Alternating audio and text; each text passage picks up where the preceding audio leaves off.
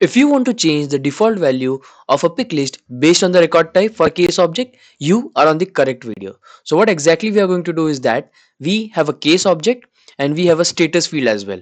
Okay, and the status field has following values: new, working, escalated, and closed. So what our goal is that we have three different record types on a case object. If I go and select the record type 1, the default value of the status should be new.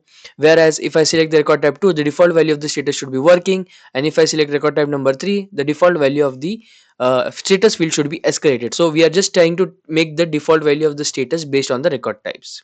So that's what our goal is. Now before we go for the implementation, if you are having any kind of Salesforce interview with any of the company, you can have a mock interview with me by clicking the top met link below. There are multiple peoples I was able to help. You can always go through the testimonials I was able to help. And if you want to join with me, you can also click the top met link below and you can connect with me one to one for a next interview.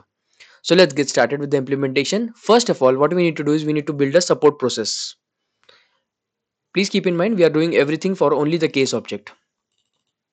So first of all, go and click on the support process and let's click on support process. And let's name this support process as record type 1 process. And let's click on save.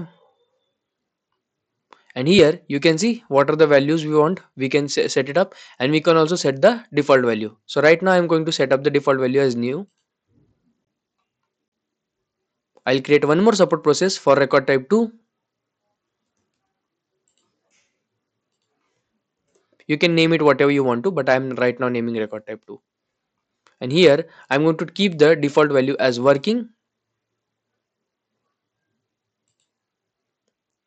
And next is record type number 3.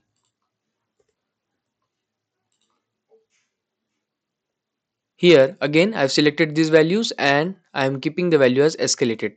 Please keep in mind that we cannot set the default value of a case as closed. Now once we have done that, now what we are going to do is we are going to go and click a record type and create a record type.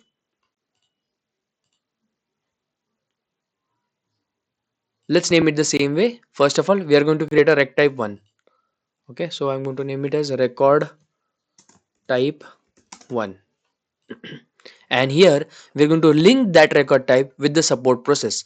So for record type 1, we created a record type, we create a support process named as record type 1 process, right? If we select that, automatically what's going to happen is that the default value of the status field will be allocated to new. So let's click on next.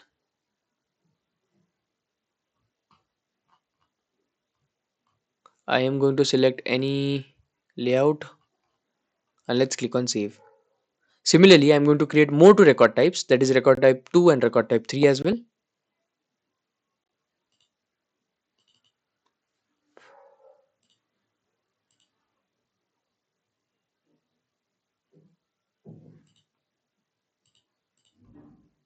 And here I am going to link this second record type process. And I am not going to do for the third one because of course we have lesser amount of time. So I'm just trying to show you these things for two record types. You can always allocate a different layout. I'm doing it for only one layout for now just to save the time. Now let's go ahead and try to create a new case. Now if I select record type 1, automatically the default value should be new. Whereas I select record type 2, the default value should be working because we have linked the support process with the record types. So if I select record type 1, you can see the value of the status field would be new in such cases.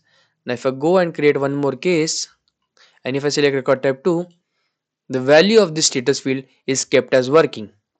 Now if you want, you can also hide and show particular fields based on the record type. So if you want, for an example, for record type 1, I should not be able to select a new value. So you can just click on save. And now if someone goes and tries to create a case with record type 1, oh, default value was new itself, right? Sorry.